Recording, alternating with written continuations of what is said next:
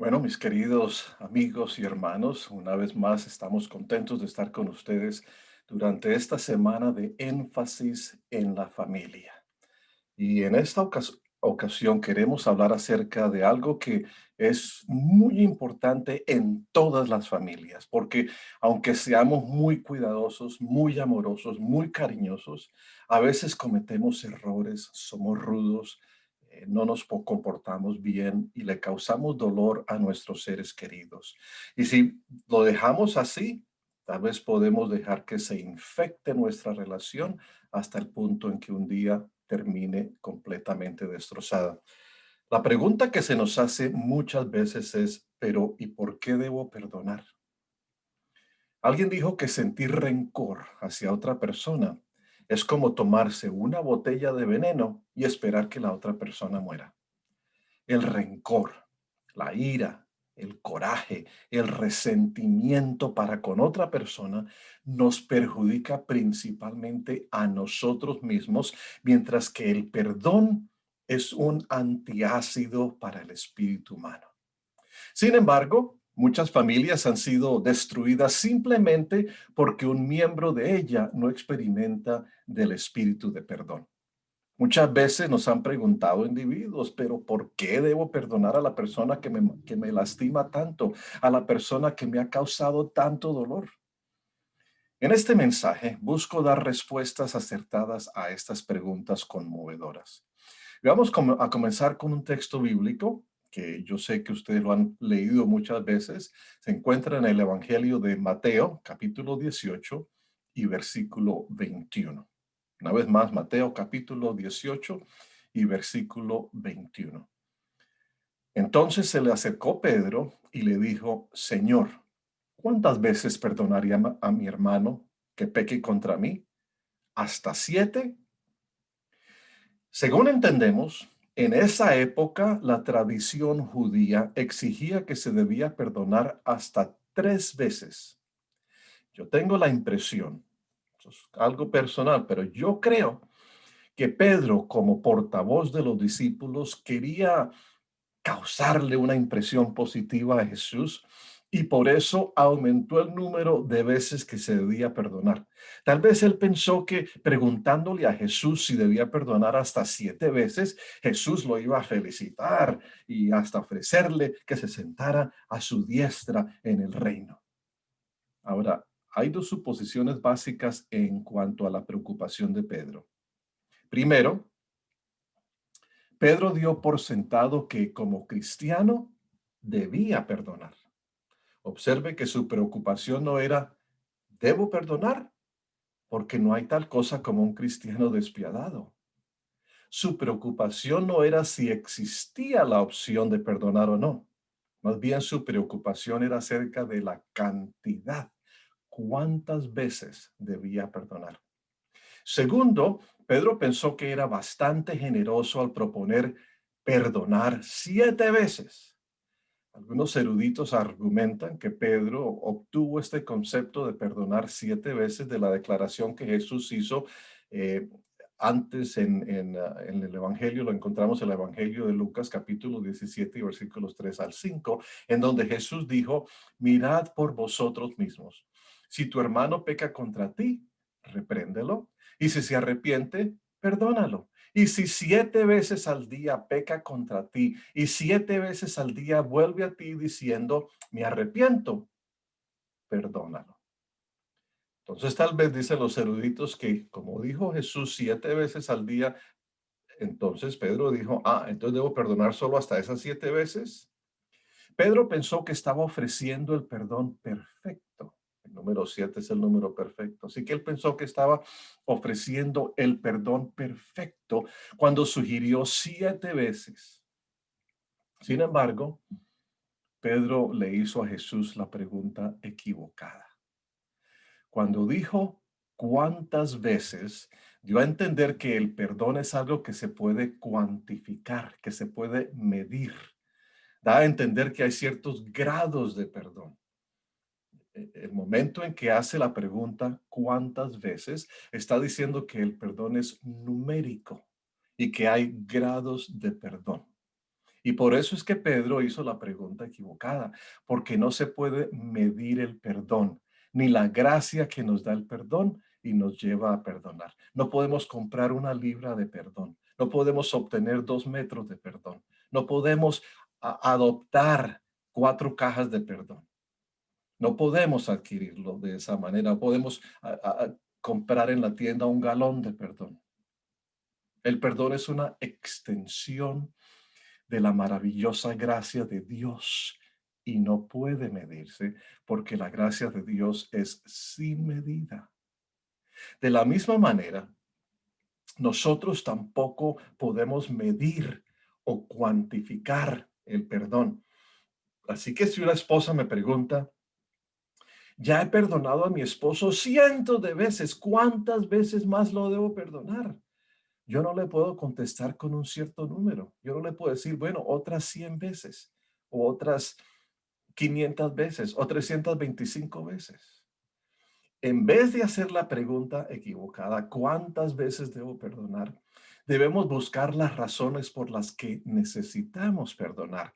Entonces la pregunta correcta debe ser, ¿por qué debo perdonar? No cuánto debo perdonar, sino por qué debo perdonar.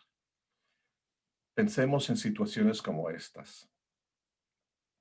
Una madre contó que su hija de 13 años fue violada por el mejor amigo de su familia. Otra mujer le dijo a su terapeuta que su mejor amiga estaba embarazada de su marido. ¿Por qué se deben perdonar a estas personas? ¿Por qué debes perdonar a esa persona que se llevó a tu cónyuge? ¿Por qué debes perdonar a esa persona que te violó cuando eras niña? ¿Por qué debes perdonar a ese cónyuge que te abandonó? ¿Por qué debes perdonar a esa persona que te abusó? ¿Por qué debes perdonar a esa persona que está tratando de romper tu familia? ¿Por qué debes perdonar a esa persona que habló mal de ti? ¿Por qué debes perdonar a tu hermano que pecó contra ti? Una dama, miembro de iglesia, le contó a su pastor que había concertado una cita con un caballero que pensó que la amaba. La cena fue en casa de su hermana y después de la cena se sentaron a hablar. Pero de repente el hombre trató de ser íntimo con ella. Ella se lo negó.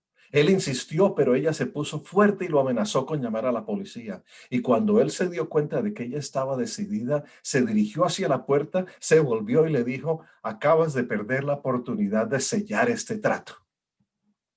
Como se pueden imaginar, esta hermana estaba embochornada, apenada, pero también enfurecida y quería saber por qué ella debía perdonar a esa persona por esa falta de buena conducta hacia ella. Entonces pensemos, ¿qué razones hay por las que debemos perdonar? Esa es la pregunta, no cuántas veces debemos perdonar, sino por qué debo perdonar. Primero que todo, por la paz de tu propia alma.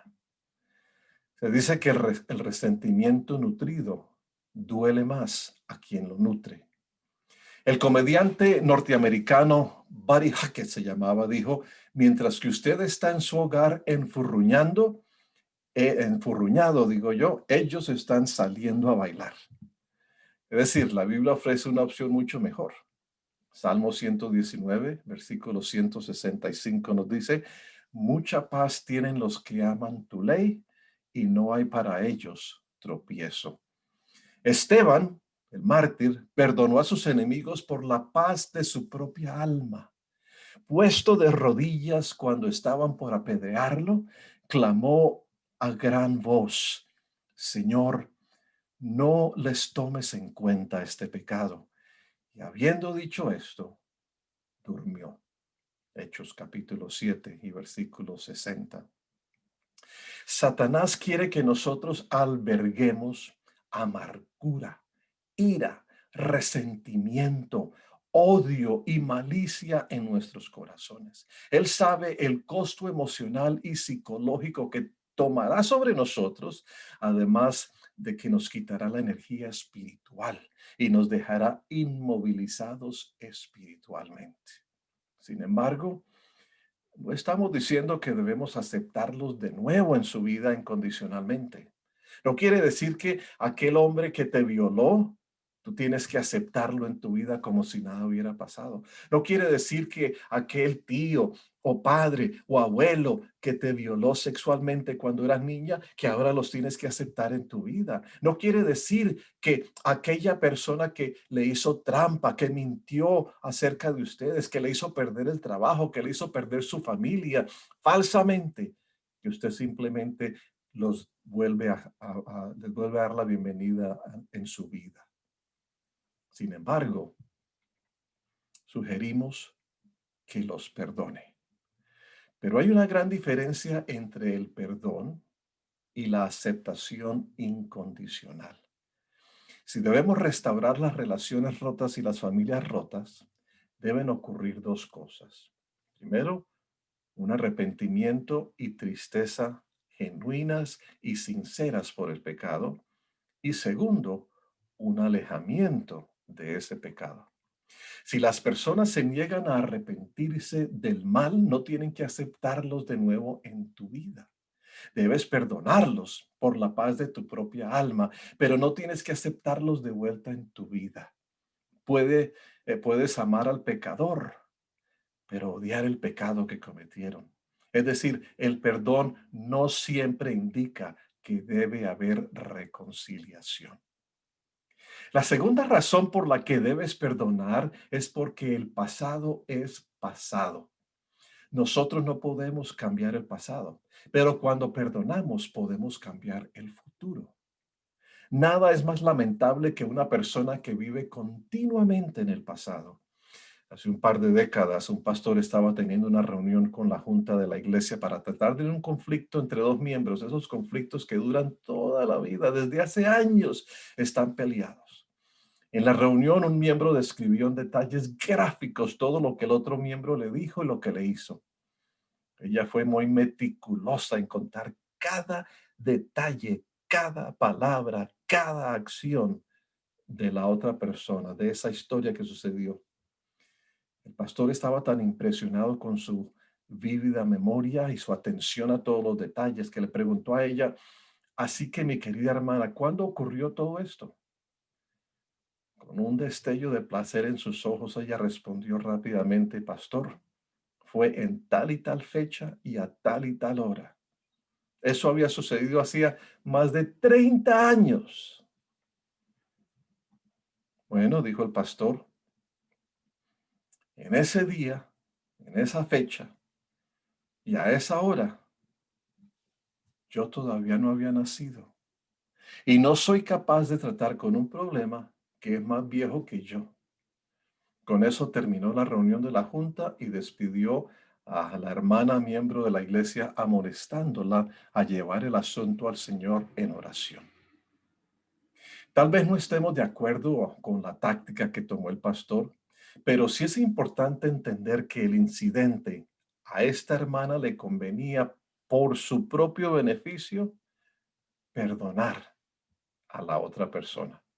Hacía más de 3 décadas desde que otro miembro de la iglesia le había hecho algo y ella no había perdonado ni superado ese problema. ¿Cuántos años han pasado desde que alguien te ha hecho mal a ti? ¿Ya perdonaste a esa persona? Es difícil reparar las relaciones rotas y restaurar las familias si las personas siguen viviendo en el pasado. Demasiadas familias han sido destruidas porque un cónyuge no estaba dispuesto a dejar ir al pasado, a dejar ir el pasado y seguir hacia el futuro. Recuerda que debes perdonar porque el pasado es pasado. Y no desentierres el pasado. Eso que cada vez que te empadas con tu esposo o con tu esposa, desentierras el pasado otra vez, eso no beneficia a nadie. Me acuerdo de la historia de dos amigos que se encontraron después de no verse por muchos años. Oye, ¿cómo estás? ¿Qué cuentas? ¿Qué haces? ¿En dónde vives? ¿Tienes hijos? ¿Estás? Todas las cosas, las preguntas que se hace uno cuando no ha visto a algún amigo después de muchos años. Y uno le dijo al otro, yo quiero mucho a mi familia, yo quiero mucho a mi esposa. Lo único es que cuando ella se enfada conmigo, se pone histórica. Claro, su amigo le dijo, ¿histórica? ¿No quiere decir histérica? Dijo, no, histórica, porque me recuerda todos los errores que yo he cometido. Cuando perdone, no vuelva a sacar a colación el pasado. Para nuestro propio beneficio debemos perdonar. Escuche la historia de un hombre que se acercó a la mesa de la Santa Cena para participar de los emblemas. Sin participar, volvió a su asiento. Más tarde volvió a acercarse, pero esta vez tomó el pan y el jugo de la vid. Al final del servicio, uno de los miembros de iglesia, uno de los feligreses, se encontró con él en la puerta y le dijo, oye, me pareces un tipo muy extraño. La primera vez fuiste a la mesa de de la Santa Cena, pero no tomaste los emblemas. Simplemente te volviste y no los tomaste, pero luego otra vez subiste y ahí sí los tomaste. ¿Cómo es la cosa? ¿Qué fue lo que pasó? Este hombre le respondió de esta manera. La primera vez que subí, me encontré a mi lado del hombre que asesinó a mi padre y dijo que fue un accidente. Juré en la cama de muerte de mi papá que vengaría su sangre el día que me encontrara cara a cara con su asesino. Han pasado años y esta fue la primera vez que lo vi. Desde ese día volví sin tomar el emblema por la amargura en mi corazón. Me senté en mi banca, en mi asiento, esperando que el servicio terminara para confrontarlo. Pero mientras estaba sentado allí, vi un retrato de Jesús lavando los pies de Judas. Me dije a mí mismo, si Jesús pudo perdonar a Judas que lo traicionó, entonces ciertamente yo debería ser capaz de perdonar a este hombre. Por eso volví y tomé los emblemas porque ahora lo había perdonado en mi corazón. Ahora yo quiero ser muy claro en cuanto al abuso doméstico. Perdonar no siempre quiere decir que debes quedarte en un ambiente en donde estás siendo abusada. Lo voy a repetir. Perdonar no siempre quiere decir que debes quedarte en un ambiente en donde estés siendo abusada. Dios no exige que una esposa continúe sufriendo del abuso. Y nosotros como iglesia no debiéramos insinuarle a una esposa que está siendo abusada a que regrese o a que se quede a vivir con un abusador. Si hacemos eso, nosotros mismos estamos perpetrando un doble abuso. Al mismo tiempo, perdonar no quiere decir que siempre debe haber reconciliación. Ya lo hemos dicho y quiero enfatizar eso. Muchas víctimas del abuso doméstico han tomado la decisión correcta de dejar al abusador y nosotros como iglesia debiéramos rendirle nuestro apoyo y ayuda en lugar de decirles que deben regresar a vivir con el hombre que las ha estado abusando. Pero las víctimas del abuso pueden, es más, por su propio bien, deben perdonar al abusador sin que eso las obligue a continuar con él o a regresar con él. ¿Por qué debemos perdonar? Primero, para la paz de tu propia alma. Segundo, porque el pasado es pasado. Tercero, porque nosotros hemos sido perdonados. Para corregir las ideas erróneas de Pedro acerca del perdón, Jesús contó con una parábola. Por lo cual, el reino de los cielos es semejante a un rey que quiso hacer cuentas con sus siervos. Y comenzando a hacer cuentas, le fue presentado uno que le debía 10,000 talentos. A este, como no pudo pagar, ordenó su señor venderle y a su mujer e hijos y todo lo que tenía para que se le pagase la deuda. Entonces aquel siervo postrado le suplicaba diciendo, Señor, ten paciencia conmigo y yo te lo pagaré todo. El señor de aquel siervo, movido a misericordia, le soltó y le perdonó la deuda. Pero saliendo aquel siervo, halló a uno de sus consiervos que le debía 100 denarios y haciendo de él, le ahogaba diciendo, págame lo que me debes. Entonces su consiervo, postrándose ante sus pies, le rogaba diciendo, ten paciencia conmigo y yo te lo pagaré todo. Mas él no quiso, sino fue y le echó en la cárcel hasta que pagase la deuda. Viendo sus consiervos lo que pasaba, se entristecieron mucho y fueron y refirieron a su señor todo lo que había pasado. Entonces, llamándole su señor, le dijo, siervo malvado, toda aquella deuda te perdoné, porque me rogaste. ¿No debías tú también tener misericordia de tu consiervo, como yo tuve misericordia de ti? Entonces su señor, enojado, le entregó a los verdugos hasta que pagase todo lo que debía.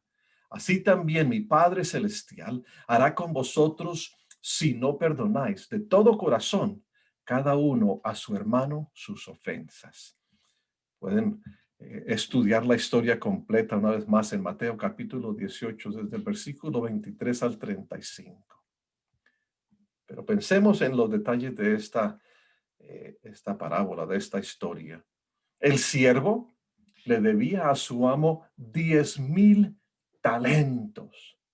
Según han calculado los expertos y los teólogos, un talento de plata, un solo talento de plata, equivaldría hoy en día a aproximadamente 6,606,000 dólares.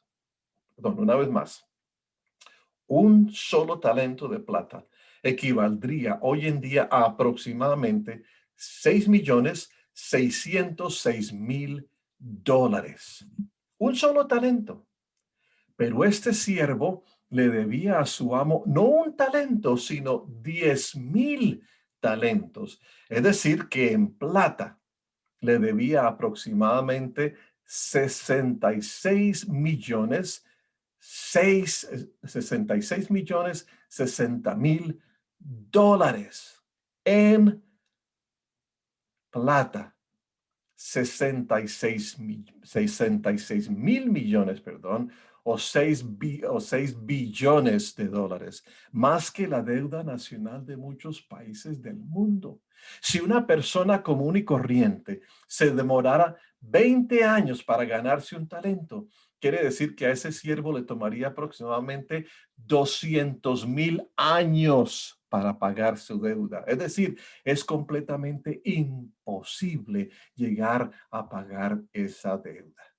Pero aún así, el siervo le pidió a su amo que lo perdonara y lo increíble es que su amo lo hizo. Por otra parte, el segundo siervo debía 100 denarios. Si un denario equivale a aproximadamente 64 centavos de dólar, 100 denarios son aproximadamente 64 dólares. La deuda del siervo que tenía una deuda imposible de pagar fue perdonada. Pero él a su vez no le quiso perdonar la deuda al siervo que sí podía pagársela con un poquito de tiempo, con algo de paciencia. El punto de Jesús es muy claro. Nuestros pecados delante de Dios son imposibles de pagar. Tenemos una deuda que es completa y absolutamente imposible de pagar. Sin embargo, Dios nos perdonó esa deuda.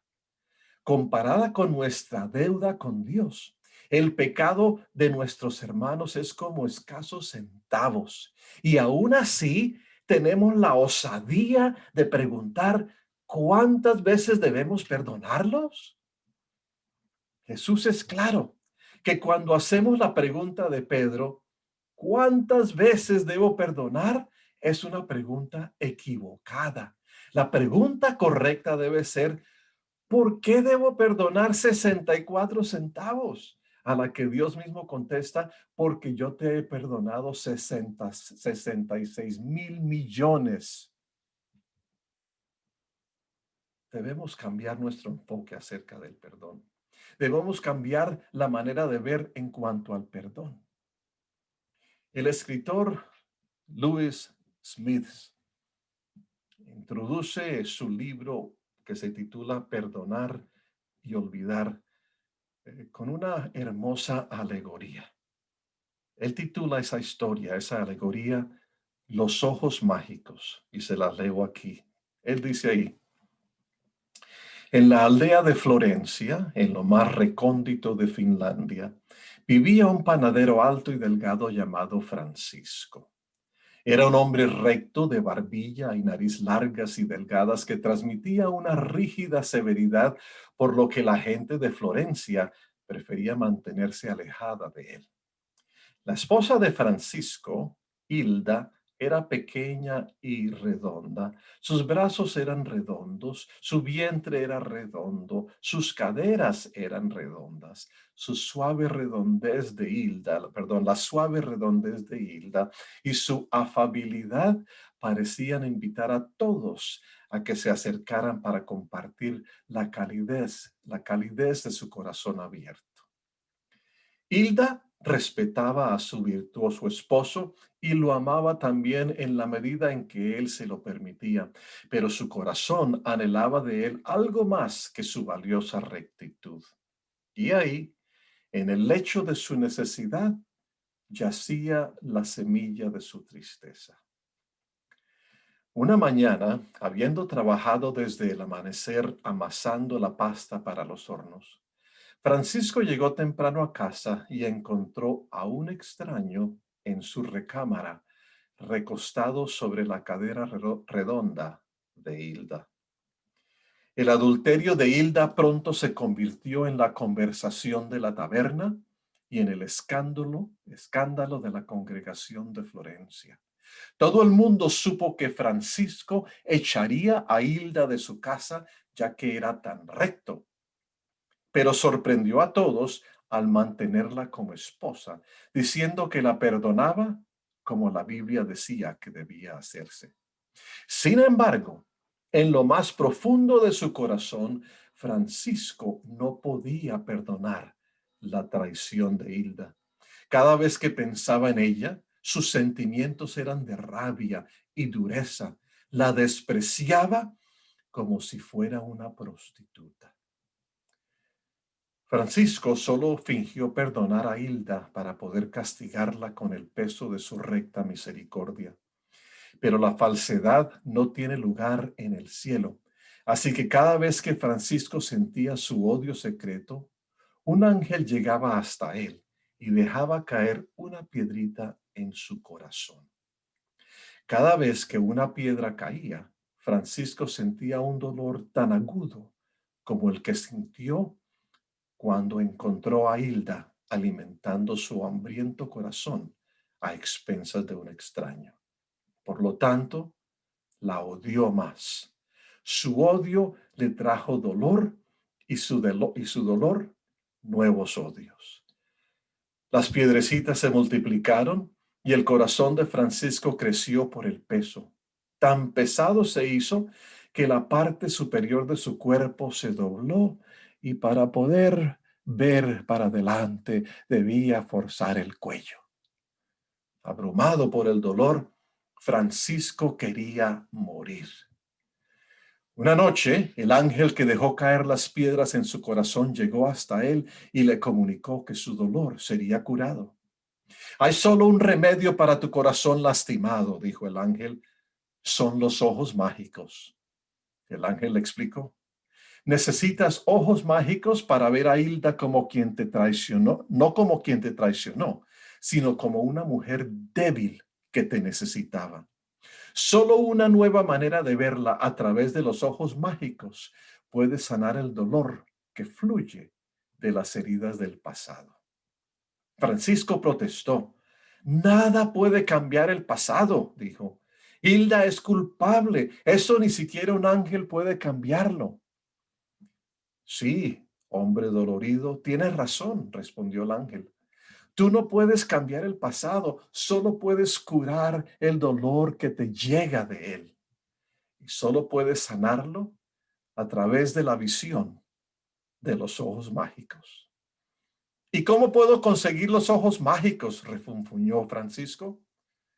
Solo pídelos con ansias y te serán otorgados. Y cada vez que veas a Hilda a través de tus nuevos ojos, una piedra será removida de tu corazón agobiado. Francisco no pudo hacer su petición inmediatamente, pues había aprendido a amar su odio. Pero el dolor de su corazón abrumado finalmente lo condujo a desear los ojos mágicos que el ángel le había prometido. Así es que pidió y el ángel le otorgó. Pronto, Hilda comenzó a cambiar ante los ojos de Francisco maravillosa y misteriosamente.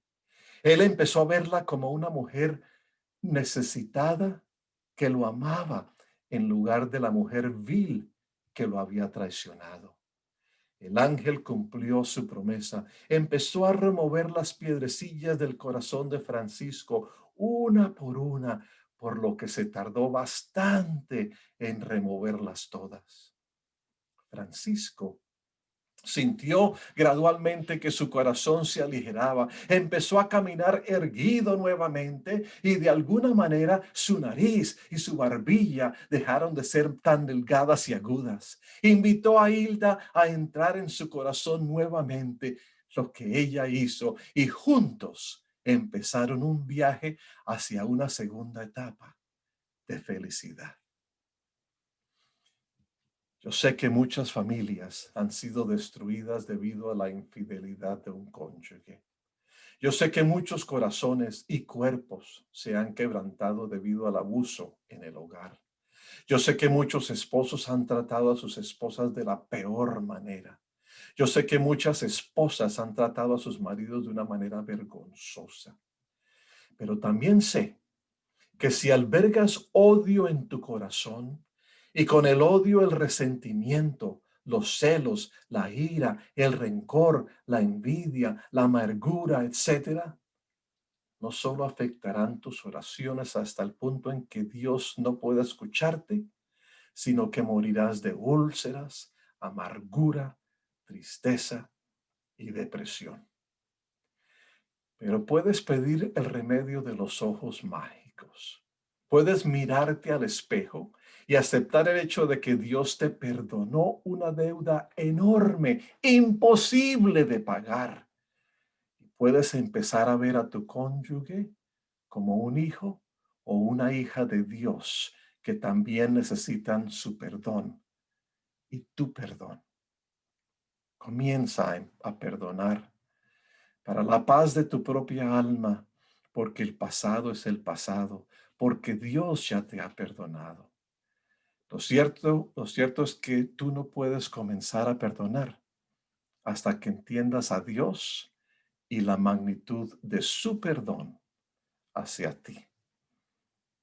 Recuerda las palabras del himno número 261.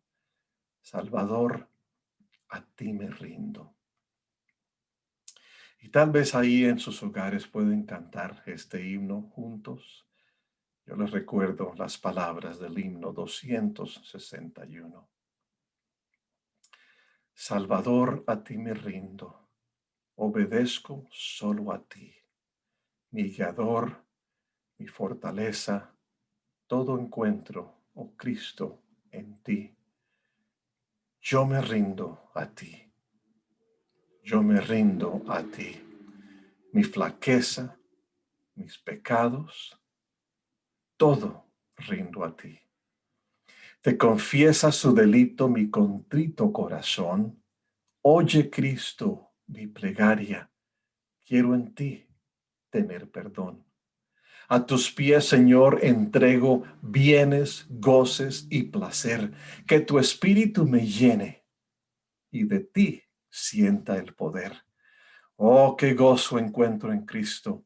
Cuánta paz mi alma da. A su causa me consagro y su amor, mi amor será. Yo me rindo a ti, yo me rindo a ti. Mi flaqueza, mis pecados, todo rindo a ti. Oremos. Querido Señor, este canto, este himno, queremos que sea nuestra oración en este momento. Toma, Señor, mi flaqueza, mi pecado, mis debilidades, esas ocasiones cuando te he deshonrado, cuando he deshonrado a mi esposa o a mi esposo, cuando he deshonrado a mi familia, cuando he deshonrado a tu iglesia. Señor, perdóname y habilítame para comportarme mejor. Pero al mismo tiempo, yo te pido que implantes en nosotros esos ojos mágicos y que dejemos de ver a aquellas personas que nos han maltratado con odio, con ira, con coraje, con resentimiento, y que más bien los veamos como personas que también necesitan tu gracia y tu perdón.